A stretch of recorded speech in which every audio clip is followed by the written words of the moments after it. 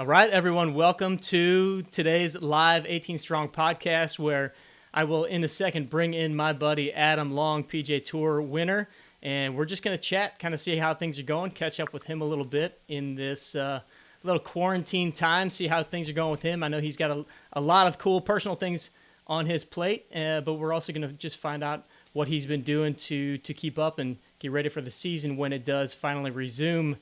Just want to say a quick thanks to our sponsors for today's episode. First, we've got Super Speed Golf, which is our chosen piece of equipment for anything overspeed training, working on your swing speed, increasing your balance and efficiency in your golf swing. So go to superspeedgolf.com and use the code 18STRONG to check out all their products and get your discount on their products over there. And then, of course, we've got Linksole, which I'm going to ask Adam about. Adam is now a part of the Linksole team, and so we're going to discuss a little bit of his transition over to them. But go to 18strong.com/Linksole to get your 20% off discount over there for anything that you need golf apparel-wise for both on and off the course. All right, let's bring in the special guest of the hour, Mr. Adam Long. What's up, brother? How you doing? What's going on? Just over here growing a beard, so happy to make a real debut with this puppy. I love it. So we had Nick Catterall on yesterday. I think we're going to make it mandatory that people start bringing some facial hair on the show. How about that? Yeah, just make sure you give him a little heads up. But I was prepared, maybe. We're 3 weeks into this guy, and things are looking great. Now, is this something you're going to continue to bring out? We're going to see it next time you come on tour, like a Graham DeLette kind of a thing? No, I don't think so. I think it's pretty short-lived here. Any day now it's going to go. All right, man. So give us the scoop. You've got a little one on the way in less than a month now. How's that process going?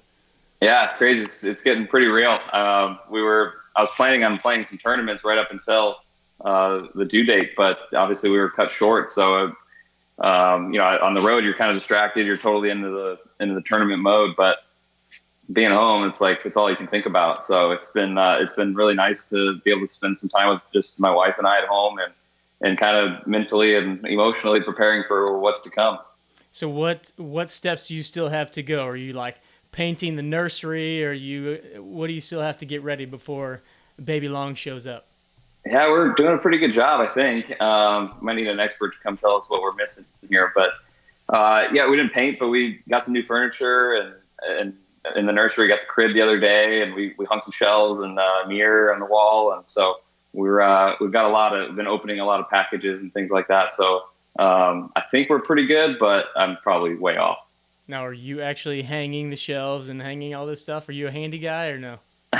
I don't typically pride myself in being too handy, but in this case, I've had plenty of time in practice. So Emily and I both put up the shelves and the mirror, which is above our expertise, but we got it done, followed the directions for the most part, and we had one little hiccup on the first shelf that went in, but that's all part of it. We got patched it up and painted over it, so I don't think anybody would notice. Nice. So you're not used to this kind of a layoff, this kind of an off season. Obviously, this is unprecedented for the PGA Tour, and I know you are used to playing week in, week out. How many weeks would you say you typically are traveling? Or maybe let's just go with last year, because last year obviously was different. How many weeks did you travel last year? A lot. I think I played 28 events in the regular season. So, traveling about 30 weeks a year is pretty normal. And, I was on track to do that this year as well. I'd already played in, I think 6 events this year or 9 events this calendar year since January 1st. So, I'd already been playing a lot. I was kind of in the groove and planning on playing 3 more events and then taking a little time off for the baby, and then starting back up at the PGA, which is it's all changing now quickly. But I was kind of cruising along, but we're taking a little pause. Yeah, you're having a pretty darn good run started this year, and so what's that like? Kind of knowing that you're playing well, you're definitely getting into your groove and doing some really good things, and then all of a sudden shutdown. Was it kind of a disappointment, or with the baby coming and everything, was it a little bit of a blessing in disguise? Yeah, it's both. I mean, I was cruising along. I was looking forward to playing those next few events, and I felt like I was in control of my game really well. I'd been playing pretty solid, and things were starting to get a little bit better each day. And I felt like I was really trending in the right direction, and had a nice start to the first round with the players as well. So, at first it's definitely disappointment and a little bit of shock, and I was kind of like, it sucked. But, you take yourself away from the moment for a second and realize this is a lot bigger than Adam Long's golf career. So, it's been nice too, to, like I said earlier, that to be home for a little while and get prepared for the baby and spend time with just the two of us at home has been a blessing for sure. Were you surprised when they ended up canceling the players after the first day? I know it was all kind of up in the air, and other sports were canceling at the time, but did you think that there was a good shot you guys would play through the weekend, whether it was with or without patrons? Yeah, I mean, initially, I think the NBA pretty kind of started the landslide a bit, but they were starting to cancel some of the basketball conference tournaments, and then they were saying no fans for some of those, and then they were canceling others. And so things were starting to get a little weird, starting Wednesday, basically, where, but the tour put out a statement that we're going to play Thursday as normal, and then starting Friday, no fans. So I was prepared to do that. It was we had a lot of conversations. I played late Thursday, so I was at the course earlier on Thursday than normal, and we were, having lunch with some of the guys, and everyone's kind of talking about it. We're listening to Monahan's, the commissioner's press conference, and he's answering questions, and there's a lot of unknowns, but it seemed like at that point they were still set on finishing the tournament. And so I finished the round kind of late Thursday, and they reminded us again, like, everybody's saying that it's safe to play golf. We're gonna continue to play the weekend, and we're just gonna have no fans. And then you have dinner, you go home. I was getting ready for bed, got a text from the tour about 10 o'clock at night, just before 10, saying the tournament was canceled. And Emily and I just looked at each other like, what? Like, I was not expecting that. I really wasn't. I thought, it's the PGA Tour Super Bowl. It's their biggest event at their home venue there at Sawgrass, and they had everybody that they wanted there. It's right in the middle of the event, which is nuts. So, definitely unprecedented in PGA Tour history and sports in general, but, it was definitely a shock. Do you think, what's your thought on the majors? I know everything is postponed, and there's no real information yet as far as what's going to be played, what isn't going to be played. Do you personally think that those majors will be played at later dates, or still to be completely determined?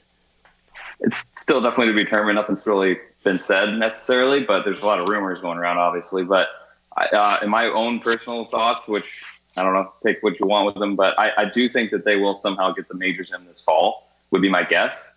I don't have any inside knowledge by any means, but I would guess that they somehow get these in. These majors mean a lot to the USGA. The US Open means a lot to them as far as revenue and exposure. And then same with the PGA is huge for revenue for the PGA of America, which is a huge organization for all PGA professionals. And it's a big revenue source as well. And I think they really want to get them in if they can. It would cause a lot of weird kind of logistic issues as far as seasons. Maybe you would have 8 majors next season, which is weird. But I do think that they would like to get them in. I don't know if it'll be possible or not, but obviously it's probably not going to have any this summer. And then, but I do think they'll try to get them in the fall in some fashion. How many events have officially been canceled so far, and what does that look like for the sponsors? They're just basically losing out on all the revenue, correct? Yeah, it's very complicated. I'm not sure exactly how many, at least 6 or more, 6 to 8 events have been either canceled or postponed. So it's a lot, and yeah, it's tough on everybody. It's tough on, everyone looks at us as the players, and it's hard on us, sure, but we've got caddies and coaches and trainers, and that's just in our own little world. And then you go on to the PGA Tour's employees, and then you have at each specific event the sponsors and because there's a title sponsor, but then there's several supporting sponsors, and then there's the TV contracts, and then there's the vendors, the security that works the events. There's a lot that goes on to, not to mention the hospitality, the local restaurants and hotels and rental car companies. They're all hurting, and especially the local charities. The PGA Tour raises millions and millions of dollars for charity every year, every event, and they're all not getting those funds that they rely on. So it's really not a great situation for for the PGA Tour or all of its partners. I asked Nick this question yesterday, Nick Catterall, who is obviously, you know him and works in the fitness side on the PGA Tour with several guys. But for you, are there guys that you've talked to, players specifically, again, maybe that are just kind of coming up into the PGA Tour world, they maybe just got their card, that are kind of freaking out a little bit? Because obviously you're going long stretches of not making any money. And I mean, you guys are used to going in, having to play, and, basically eating what you kill. And now there's not even an opportunity to go out and, many other people in the world right now have no opportunity to make their living.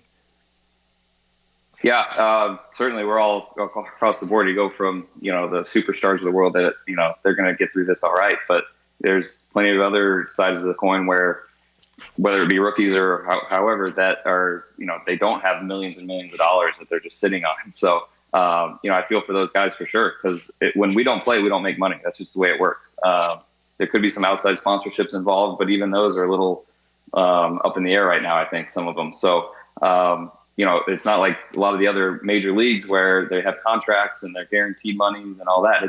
We're just organized gambling out there. So the only way to make money is to play and to play well. So when that's put on pause, it's tough. And so, the PGA Tour is trying to come up with creative ways to give us kind of a cash advance, perhaps through the FedEx bonus at the end of the year, kind of letting us have access to some of those funds now and instead of later, and giving us a cash option instead of some sort of just deferred money and stuff. But it's still contingent on how you've been doing so far this season, and all the way down to the Korn Ferry guys are hurting probably a lot, and they've only played 5 events this season, and the rest of their seasons doesn't look great.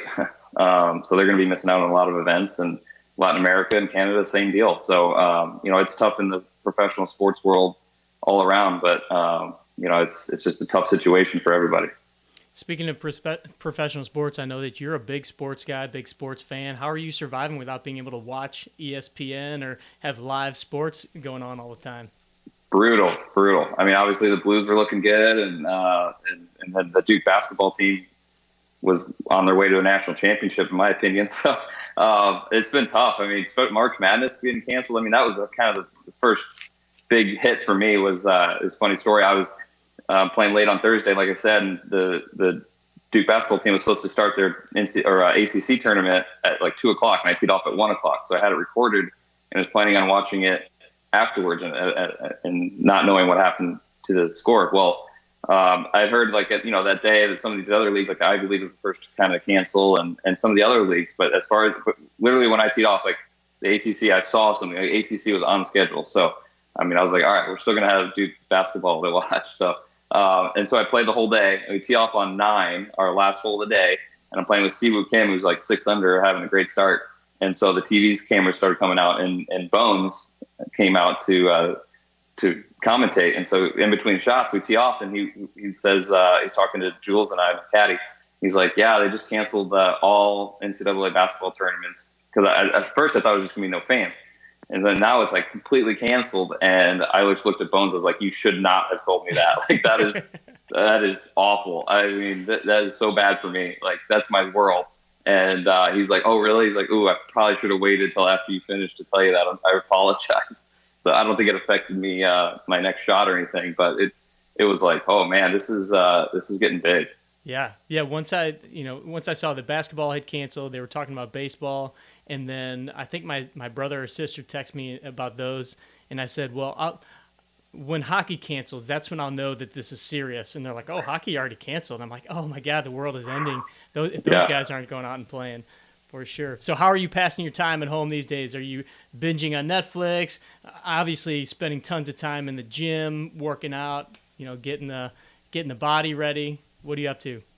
Yeah, I mean, it's been kind of weird. I've never been home for this long, like in a row ever, or been anywhere in the world at the one spot for more than a couple weeks at a time. It seems like. So it's really weird to be home for this long, and then to be home for this long going forward, like knowing that I'm not leaving for another month or 2 months or who knows how long. So it's been strange for me for sure, and my wife. So it's been a little bit of an adjustment for both of us. But I have to say it's been awesome because we've really been able to spend a lot of time together, just the two of us, and hang out and just be alone, just the two of us a lot, which, when you're traveling and playing all these tournaments, like, yeah, we're with each other a lot, but we're not. Like I'm out of the golf course for 6 to 8 hours a day, and then we go have a quick dinner and we go to bed. And so we actually don't spend that much time together, even on the road, because during the days I'm just so busy. So it's been really nice to kind of sleep in and not have a schedule and be able to just enjoy each other, because April 28th ish, I think our worlds are going to be rocked here, having a newborn in the house. So, that time together and that stillness in the house will be a little disrupted. So, but yeah, we've watched a little Netflix, trying to stay a little physically fit, with all gyms closed and things. We're doing some home workouts, and we have some bands and some, I do a lot of stretching still, and trying to get a little bit more back into running, which I used to love. Like in college, we had a great trail around the Duke golf course that I used to run. That was a nice 3-mile loop. So I'm trying to get back into that, because I do love running. It's so hard. And I think it's one of like the greatest like mental strengthening exercises I can do, because it pushes you so much to either go a little bit faster or a little further each time. And you can start feeling your body wanting to quit and you want to shut down, but you have to you force yourself to get to the next spot or get to the finish line, or to go a little bit faster, keep it up, even though your body wants to tell you to I'm done. And you got to just keep pushing yourself. So it's both physical and mental for me, which I do love. So how would you take that mental challenge there? I love that you said that. How would you apply that to what you do on the golf course?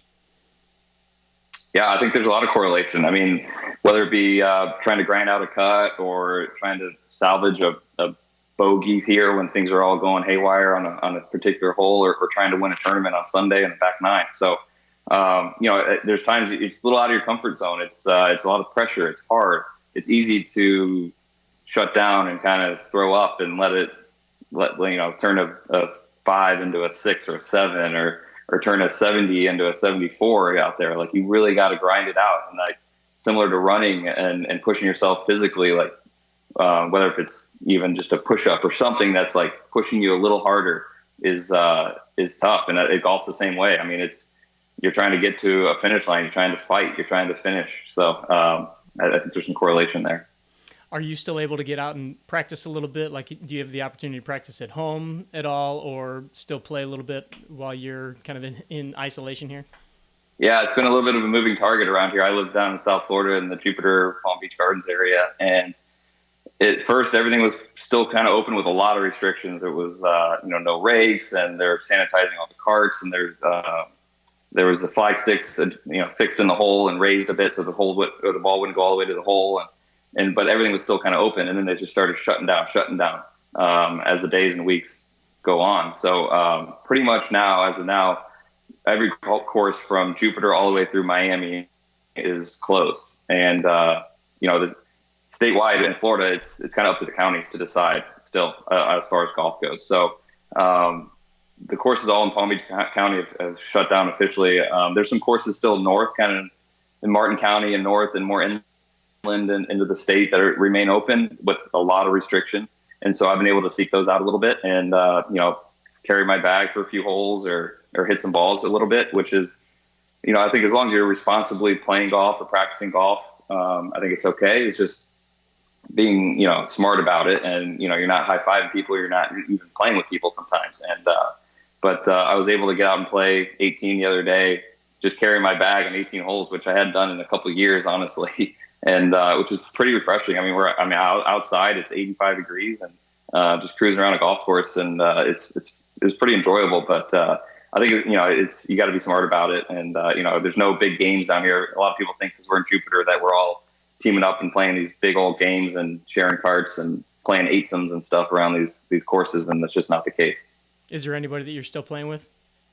Not really. I mean, there's some other pros and stuff around town that you'll see here and there, but everyone's taking this pretty seriously, I think. And, it's also, there's different levels of guys that are even practicing. I think a lot of guys are just taking some time away from the game because they can. And, we're not going to play for at least another 6-8 weeks. So, there's no huge rush to get back into it. But so I haven't really seen a whole lot of people. Everyone's pretty much staying home. I think there's not a whole lot of interaction going on. So carrying your own bag, walking the course probably took you back to your Duke days and a lot of junior golf days. What do you enjoy most about just getting out there all by yourself, hoofing a bag, and not having the distractions around you, not even having other guys that you're playing with around you? That's got to be kind of refreshing. Yeah, it's awesome. I mean, we're used to kind of the big stage and cameras on us, and just galleries, and even on practice round days, there's always somebody watching you hit a shot. There's always people watching you and criticizing you and analyzing everything. And so when you're out there on your own, it's just you, the golf course, the ball. Like it's pretty awesome. I've always enjoyed practicing. I like it. I love the grind. I love trying to get a little bit better all the time. And but yeah, being on the golf course, carrying my own bag, I mean, it was like it's pretty cool. I need to do it more often. So I mentioned at the beginning of the show, right before we brought you on, that you had switched sponsors over to Linksole. The Linksole guys are real big on, the walking the course and the outdoors and everything, which is a perfect fit for what we're talking about. But I'm just curious, how did that transition happen with you, and what linked you up with them? No pun intended. Yeah, I was with Nike for the last handful of years, but the contract was up and I was going in another direction. So I kind of sat down and tried to think of all the companies that I like, all the clothing, and I've seen other guys wear, and Linksole just was hanging around the top of the list all the time. I've always liked it. I was curious about it. I didn't know a whole lot about Linksole before, and learned a lot more, and was able to test some stuff out. And I mean, it's a cool company. It's cool. It's different. It's very casual. It's cool. It's very Cali, but they've got some awesome stuff. I've been extremely impressed. Everything from the rain gear to normal golf stuff. I mean, this is Linksole here. I wear this stuff all the time. It's pretty great. I couldn't be more happy. What other sponsors have you, since you're now with Nike? Because Nike was kind of an all-in-one sponsorship, right? What other brands have you now started working with? Yeah, the big one for me has been Major League Baseball. I've gotten to know the commissioner, Rob Manfred, pretty well over the last handful of years as well. And they've sponsored some players in the past. It's been a little bit since they got back into it, but I talked with him kind of in the off season and asked if he was interested, and set it up. So I've got MLB, the logo on my sleeve and inside of my hat, and it's been pretty cool. I can't tell you how many people ask about it every single day without fail. Somebody brings it up, whether it's a fan or player caddy. Somebody's always asking, like, why is Major League caddy or sponsoring a pro golfer like on the PGA Tour? And I'm just like, it's like anything else. It's advertising. You just asked about it, so it's working, and it's amazing. It's pretty cool. I mean, I remember at Pebble earlier this year, just teed off on a random hole out at Pebble, and as soon as I hit the shot, somebody just goes, "Go baseball!" And you'll hear like "Come on, baseball guy," like stuff like that. I get asked about it all the time too. So that's definitely worked. And MGM Resorts is another one that I've partnered up with, and obviously they're in a whole nother world right now, and all their hotels and stuff, mostly in Vegas. But they sponsor a lot of guys on tour, so you'll see MGM a lot out there this year. Baseball is a funny one because I remember the first time, and I don't remember who it was, when I saw that on their hat or their sleeve, and I was like, that's really strange that MLB is. But then, just like you said, probably because of the weirdness of it, people are like, what's the deal? And it's a perfect branding move. It's great. Yeah, it's interesting, but it works. And we talk about baseball, and I'm a big Cardinals fan, but support the game as a whole. But yeah, they've got their own issues right now, and we're also trying to figure out when we're going to get back. And, hopefully we'll all kind of be on the same page and be getting back at it on the fields and courses at the same time. So looking back on your rookie year on the PGA Tour, what's one or two experiences that really stick out? Obviously, not talking about the win. That's obviously a huge one. But what are one or two of the things that were kind of like either surreal moments, or you're like, oh my God, I can't believe I'm here, or I can't believe this happened, that just immediately come to mind? Man, there's a lot, honestly. Because as a rookie, I was trying to find my way and get comfortable. I mean, it was all new courses. It was new traveling. It was new people. It was, whether if it's tour people or players, caddies, agents, fitness people, like it was all new. And so, but I mean, the big one obviously is the Masters. I mean, playing in that is unlike anything other. And it was an unbelievable experience, and it's just so different than all the other events. And that's one for sure that I'll just always remember. Just the whole week just flew by, but it was really special. I don't know. It's just a lot of weeks where you're just like, man, I made it. Like, I'm here. Like, this is pretty cool. You got to pinch yourself a little bit and appreciate how far you've come. And it's easy to get wrapped up in, this is what I am. This is what I do. I've always played golf. I'm playing golf tournaments like I have been my whole life. And this is just another event. But at the same time, it's like, this is different. Like, this is the top. This is as good as it gets. So I have little moments like that all the time. I still do. It's still like, dang, I'm here. But playing in maybe the WGC in Memphis, where it's a small field and it's all the top players in the world, and I was like, I'm here, like I belong. And but I still feel it. I still have those feelings where it's pretty crazy. Is there one thing that is kind of non-golf related, maybe off the golf course, that was a really cool experience that you had? We talked about you going to Jeremy Roenick's place last time you were on the podcast, but any other things like that, they're just kind of off the wall, but never would have happened had you not made it to the tour? Man, it's hard to. Yeah, I mean, the experience at Hawaii earlier this year was pretty awesome. The tournament of champions. I mean, there was only 30 guys in the field or so, not even, and we were able to do a lot of cool things there. And my buddy actually lives there, so we spent some time at his house and stuff. But we did some whale watching and things like that, which I don't know why we would do that otherwise. So the PGA Tour has taken us to a lot of pretty cool spots. I mean, we went to Asia this year, which last fall, but it was insane. I mean, it was crazy how different it is. But we played in South Korea and Japan, and those are both no cut events, and you're in these new countries, and it's with small fields and no cut, and it was pretty surreal too, to be like, man, this is like the top of golf. And it's taken me, not only the PGA Tour, but the whole professional golf life it's taken me all around the world, and it's created some pretty awesome memories. So I know that people listening always want to hear more about kind of the tour life and experiences with other guys out there. Who are some of the guys that you've now played with that you really enjoy playing with in competitive, in the competitions, where you're like, he's either really fun or he's good to talk to or really laid back? Who have you enjoyed playing with the most? Yeah, I've had some pretty cool pairings, and honestly, through Emily as well. Like, she's created a lot of wife friends out there that, and so the players have gotten to know each other and vice versa. So we've created a pretty good group out there that there's probably 10 of us that hang out a lot. The guys all know each other. The wives all know each other, and dinners go from having like 4 people to having 8 a lot, and trying to not leave anybody out and make sure everybody gets invited and included. And so anytime you get paired up with one of those guys you know really well, it's a blast. But and as far as like the bigger name guys, I mean, I've had some pretty cool experiences and some good dudes. Everyone's been great, but a few like Ricky Fowler I played with last year, which I've kind of known a little bit through college or since college. But he was awesome, and Justin Thomas is great to play with, and I played with some guys in Asia like Sergio, and but I mean one guy that really stands out is Tony Finau. I mean, he is the best guy to play with. He is so cool, so down to earth, so nice. Fast, and obviously one of the best players in the world. So I've played with him a handful of times probably in the last year, and it's an awesome pairing to get. I mean, he's the man. Awesome. Who's the funniest guy on tour that you've either played with or just been around? Man, I mean, that's tough. There's some pretty good ones.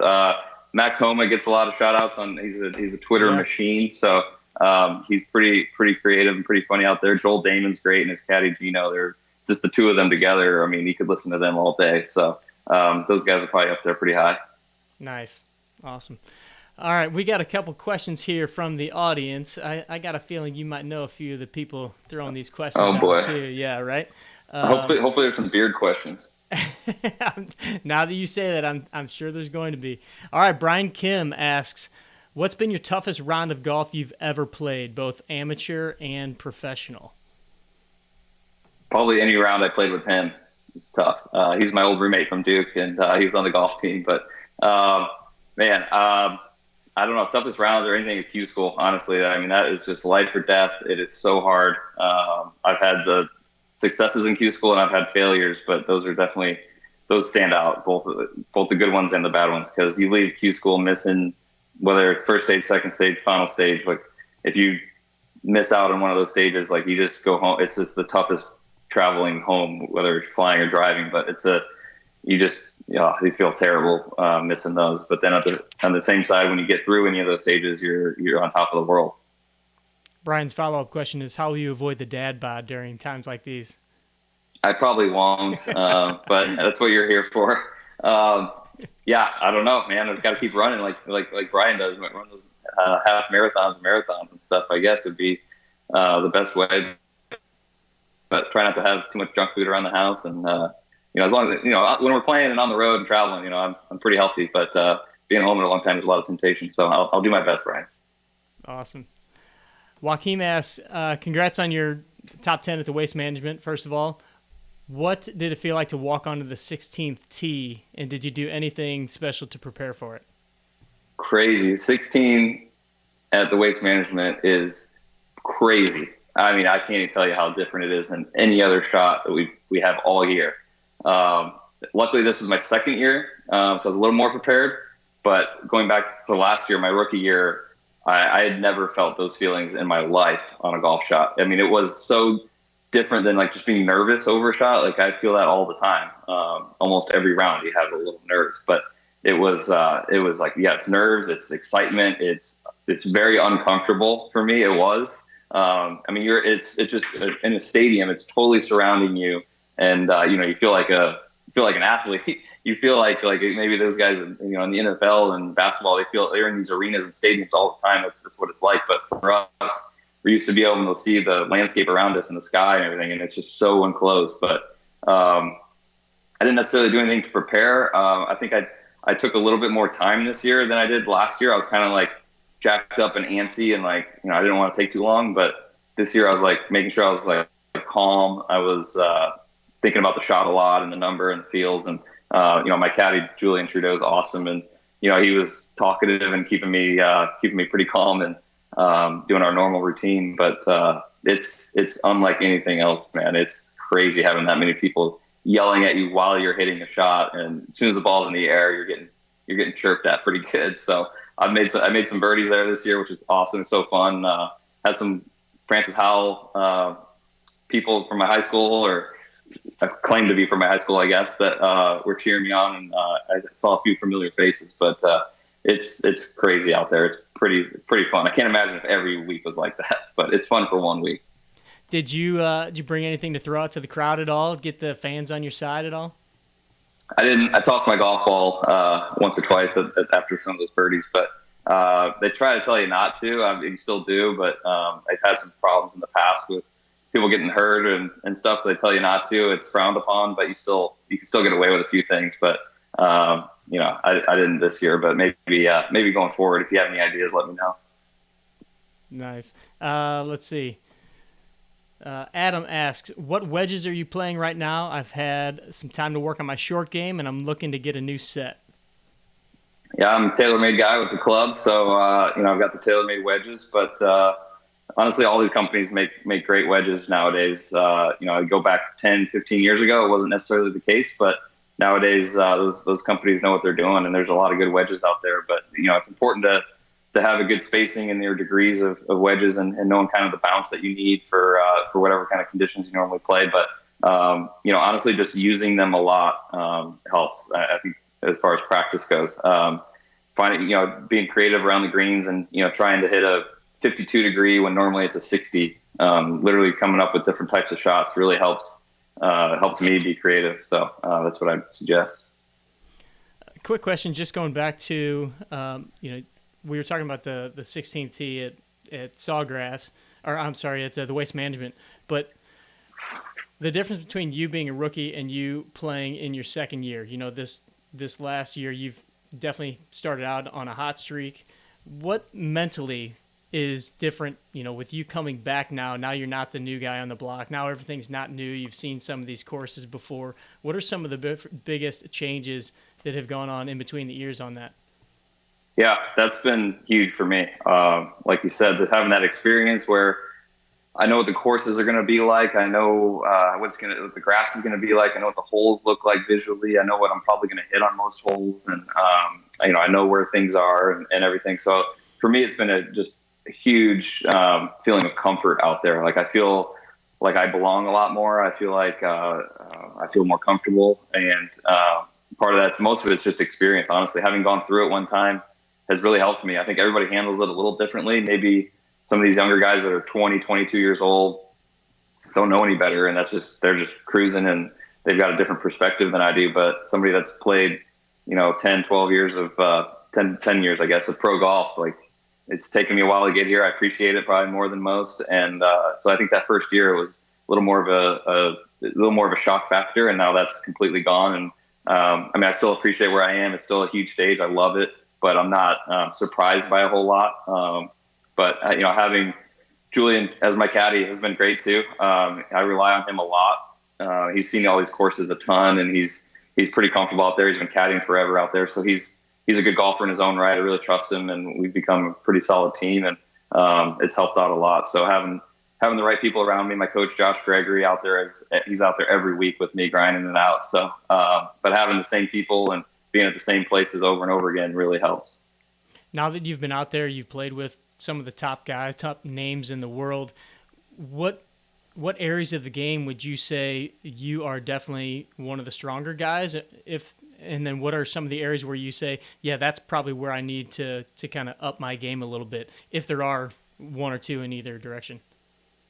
Yeah, I've always kind of prided myself on being a pretty well-rounded golfer, where I do everything pretty well. There's not a huge weaknesses by any means, but I would be great to be a little longer. But I think I'm pretty proud of the fact that, like, my bad golf is usually pretty good. I can usually grind it out pretty nicely. Where I think some other guys are a little more streaky, where when they're on and they finish high, but when they're off, they're just terrible. And I don't have a whole lot of those terrible rounds or tournaments. I don't let it get too far away from me, and I can usually keep everything under control for the most part and get through a day or a tournament with kind of my B or C game. Bay Hill this year was one of those where I was just grinding it out, and ended up with a top 25, top 30 finish, and really I had no business being there. I just was able to figure it out. But I'd love to get better with chipping and putting. Josh Gregory's been great with that.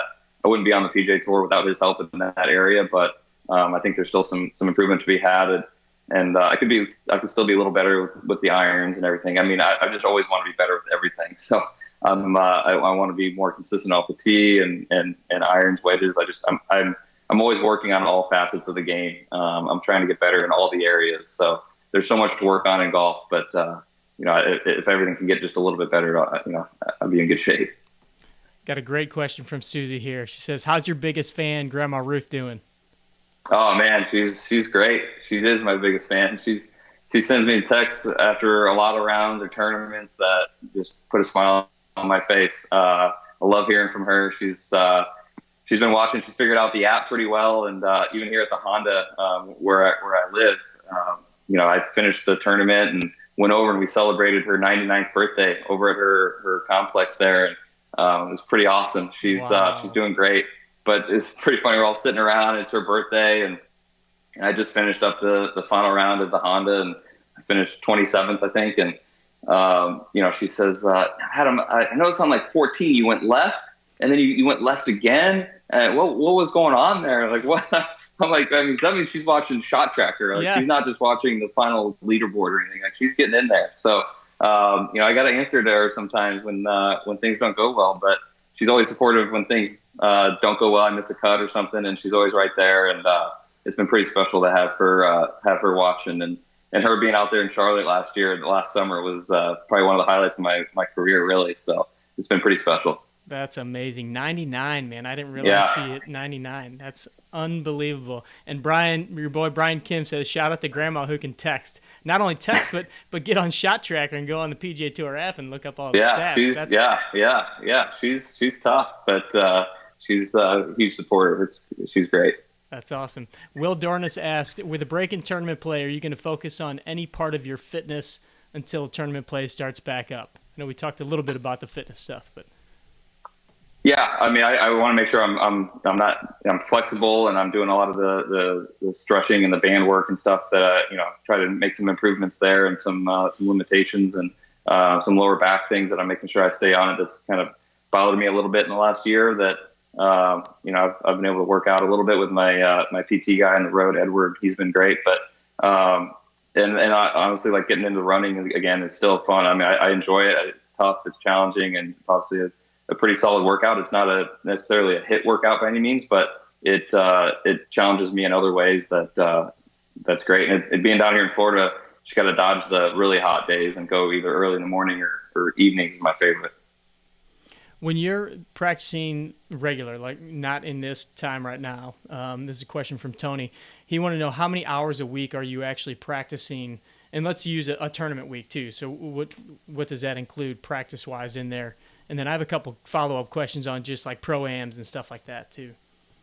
Yeah, at home, it kind of depends on where I'm at in the season, or if I get back from a 3 or 4 round or 3 or 4 week stretch of playing tournaments and I'm kind of exhausted, I'll take 2 or 3 days off, somewhere in there where I don't touch a club. I'm just kind of relax and kind of because I just played so much on the road that it's kind of nice to go home and not play. But versus being in the off season where as I get closer to starting up again, like this break here, you just kind of ramp it up the last couple of weeks of practice. But I mean, I'm practicing quite a bit. I'll practice for 4 hours a day, 6 hours a day, mixing up practicing like driving range and chipping practice and putting, but also getting out on the course and playing some games and hitting some shots and playing against some other guys and try to do a nice mix of that. But I'm out there a lot. I like to practice. I love the grind.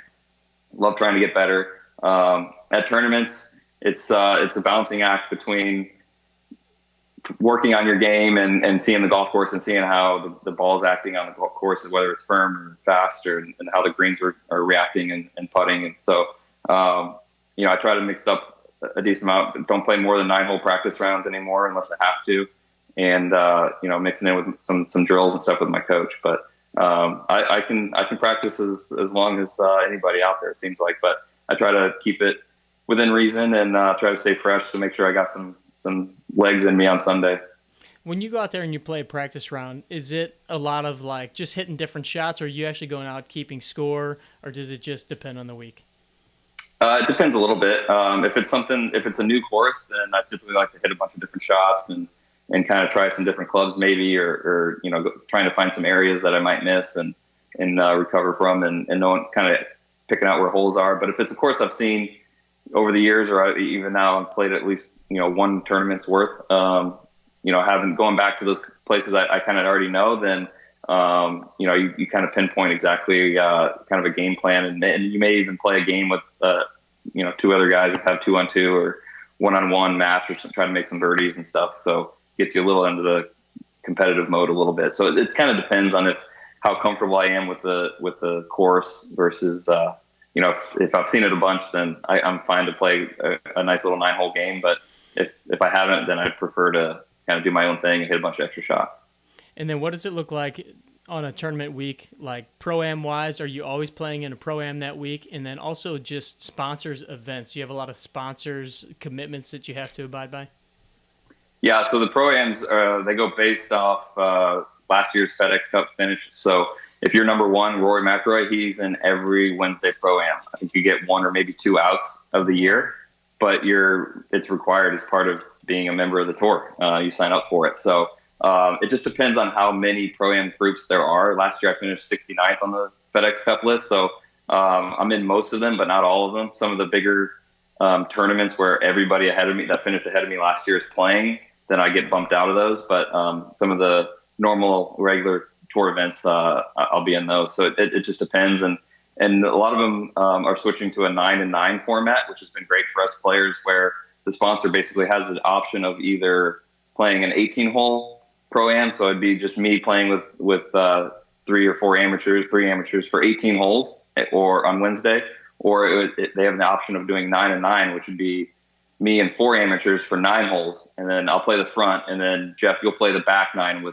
as the pro with the same amateurs. So the amateurs play 18 holes still. They just play with 2 different pros, the front and back 9. So I think it's great for both the amateurs are being able to play with 2 different pros versus only 1 for the day. They get to meet 2 different pros. And then for us, we don't have to be out there for 5 hours necessarily playing. You can have 2 great hours with these guys. You can really get to know them quicker. Cause a lot of times those 18-hole Pro-Ams, like by hole like 12, 13, you're kind of like, don't know what hole it is, if it's hot or if it's freezing cold, or if the weather's not great, then those can drag on a little bit. So having 9 and 9 is great. I'm all for them, but so it just depends on. So if I'm going to play 9-hole Proam on Wednesday, I know that ahead of time. I'm like Monday, I'll play the opposite 9 that I'm going to play on Wednesday. I'll play that 9 on Tuesday. But if it's an 18 Proam on Wednesday, I probably won't play any. Maybe not a quick 9 on Tuesday, but you got to kind of manage that. You have any good Pro-Am stories? Any rough ones that you've had to endure? No, actually, they're usually pretty great. These guys are pretty excited to be out there. It's a new environment for them to have all the stands up and the ropes, and there's tons of people out there, and so a lot of them get pretty nervous. But we try to encourage them to pick up if they're out of the hole, and trying to just make as many birdies as we can. So try not to grind out 7s, 8s, 9s out there. But there's every once in a while you get a few guys that take it super serious, and they want to play so good, they want to keep score, and you're kind of looking back at like the group behind you, like kind of need to pick it up here, buddy. But for the most part, those guys are great. They're having a good time. They're just happy to be there, and a lot of them are invited guests, so they're just stoked to be out there with a PGA Tour player. Do you ever find that to be a distraction from your week, from your, when you're trying to get ready and prepared for a tournament? Is it tough? Because those are usually on, Tuesday, Wednesday? Wednesday, yeah. Wednesday. So, I mean, you practice and prepare Monday, Tuesday, and then you have this kind of like a fun game in the middle. Does that ever throw you off? Yeah, I mean, it can a little bit. I think it can be a tough balance when you're kind of talking to these guys, getting to know them a little bit, and then you got to hit a shot, and you're talking to them again, and you hit a shot, you kind of get a little distracted out there of what you're doing. But try to take it as serious as you can, like your shots and things. But typically I'll go practice afterwards to kind of decompress and kind of get into my own little world again, and kind of focus in on some of the key swing thoughts or kind of some technical things on the putting green or something to kind of get me back into like tournament mode. Like, all right, we're going to go play tomorrow. So, but it can be a little loose out there if you let it. But try to take it a little seriously. Try to make some birdies, but not put too much emphasis on how you're playing necessarily. And just for me, that practice afterwards is usually pretty helpful. Got one more text here, or a question here from Brian Daniels, which is, what is your favorite pregame meal and favorite snack to eat on the golf course? Well, I mean, anybody knows me knows I love a good chicken parm the night before. I could probably eat any chicken parm there is, but so that'd be a good dinner meal beforehand. Just depends if I'm in the morning. I'll usually have an omelet from the omelet station there, and some sort of carb and a little cup of coffee. But if I'm in the afternoon, then I'll have a breakfast in the morning and go out to the course and have kind of a light lunch. I don't typically love to eat a whole lot before I get out there. I don't like to get too heavy or anything. But snacking, I wish I wasn't into the bars as much as I am, but I do like eating the bars out there. My caddy Jules knows that he's pretty good about making sure we got a couple bananas in there. He'll find them either in the caddy dining or on the first tee or whatever, but he always has ample bananas for me. I love to have at least 1 or 2 bananas out there. That's probably my go-to. And then, I go back and forth from RX bars or macro bars. Pretty solid one that I like to have out there as well. Nice. You plan on coming back to St. Louis anytime in the near future? Well, I mean, obviously travel plans are nil, but any plans next year or so? Yeah, I mean, Emily's cousin's getting married this summer that we'd love to get to. I don't know if that's still on track or not, but we'll have a newborn and be a month old or something, so or 2 months or so. So it'd be tough. We're gonna have to figure out where we're at. I'd love to make it back there this summer, but Emily and I are both from there, and so we got a lot of friends and family that we want to see all the time, and our time there just flies by every time because we're trying to see everybody at once. But it's still home to both of us. We love it. We still keep in touch with everyone there, and hopefully we'll get there soon to bring the little guy up there as well, meet everybody. One of these days, you and I need to get out on the course here in town and play a little golf. In fact, we've been talking on the podcast here. My buddy Tony, who comes on and kind of co-hosts every now and then for some question and answer calls, we've been talking about the handicapping system. And he's more of a baseball guy. He loves the fantasy sports and gambling, and he's not a big fan of the golf handicap system. The fact that a guy like you can go out and shoot a much lower score and still lose because of the handicap system. So he calls it the Soymetrics system. And so we want to issue a challenge to you when you come back in town to play Soymetrics rules, which would be you get one club, and then based on the level of player, so myself, I'm about an 11 handicap and our index, and Tony's probably a 30. So you would get one club, I'd maybe get 4 clubs, Tony gets any club that he wants, and we go out and we play a little challenge course. So it's an official invite to play a Soymetrics round. There's also some other layers to his handicapping system, but we can explain those at another time. Interesting. I'm up for new games like that usually. I'd have to think about that before I commit to any kind of wagering. But yeah, I understand the point. But the great part about the handicap system is that we can go create a game that, having never played before, we can get something that's pretty equal. The only knock on the handicap system, I'd say, is that it's all based on potential. So it's all about like what your best score would probably be that day, where I'm a little more into the average, like what are you probably going to shoot, not like what you could shoot. Right. But what's your average score is what I would prefer to play by. But they haven't come to me for any advice. But yeah, it's tough. It's always a challenge when you're playing, get a foursome on the tee, trying to figure out a game and trying to figure out everyone's handicaps and who's telling the truth and who doesn't really know. And but that's what's fun about golf, is that anybody can go play together, and skill doesn't really matter. You can create a game however you want with who you got there. So that's versus a lot of the other sports where tennis, for example, if one guy's way better than the other, then it's just hard to have a real competitive match. But with golf, a pro like me can play against, an amateur that's never played before, and we could come up with a game. So there's good parts of it too. What would be your course of choice coming back into St. Louis to play? Oh man, there's a lot of good ones. Belle Reve, Old Warson, Boone Valley's always one of my favorites. Love being out there with the wilderness out there is pretty great. So those would probably be my top 3. Awesome. All right, my man. Well, I really appreciate you taking the time to come on the show and catching us up. We wish you the best with baby Long impending and getting ready for fatherhood. You guys are in for a very fun and exciting ride. Best gift you'll ever receive for sure. But hopefully we get to see you guys out on the course playing on TV in the very near future. We're all yearning for some golf around here. So really appreciate you coming on, man. Thanks for having me. Love your show. Love this live stuff. It's pretty cool. Hopefully we didn't screw up too bad. So that was pretty fun. Thanks for having me. Yeah, it's a work in progress, but I think we're starting to figure it out. So I appreciate you being game for coming on and testing it out a little bit with us.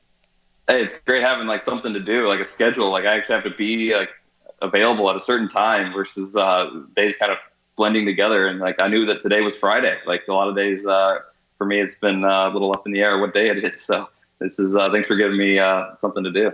Absolutely. And if you want to talk about any beard trimming techniques or anything in the next couple of weeks, you just let me know. Yeah, I don't know. My wife's going to take a chainsaw to this thing here soon. So enjoy it while I got it. Awesome, man. We'll talk to you very soon. All right. Thanks, man. See you, Jeff. Thanks, Adam. All right, guys. I want to thank you for joining me and Adam today on our live show here at 18 Strong. If you want any more information on this, we will eventually have this on the podcast on iTunes and all the other platforms. Be sure to go and subscribe to the podcast over on iTunes or wherever you listen on your mobile device. We'll also have all the information in the show notes here about this episode, and you can always find it now live, or it won't be live anymore, but you can find it on Facebook on our 18 Strong page, as well as the other live episodes that we have done. I want to say thanks to our sponsors for this episode, Linksole and Super Speed Golf. To get your discount code at Linksole, go to 18strong.com/Linksole. That will be the most updated code. Every single month we change it out just so the bots don't get it. And so we have the 18 Strong code there where you can get 20% off. And then, of course, at Super Speed Golf, go to superspeedgolf.com and you can check out all their products and use the code 18Strong over there to get your discount. We will catch up again with you very soon with another great guest. Train hard, practice smart, and play better golf.